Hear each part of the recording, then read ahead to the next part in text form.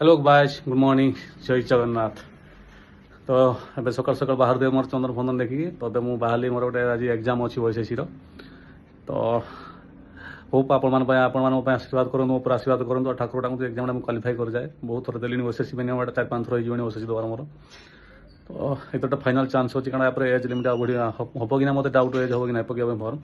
तो प्लीज ठाकुर डाकतु मैं ये क्वालिफाई कर जाए। तो 9:30 पर एंट्री अच्छी तो बेस कथा आप सहित हम चल ब्रह्मपुर पड़ी सेंटर मोर तो चलो तो एग्जाम देखिए बाहर देखो पिला पछपटे के अच्छे किसी खास है गोटे प्रिपेरेसन हो जाइए गोटे पकड़ा क्वेश्चन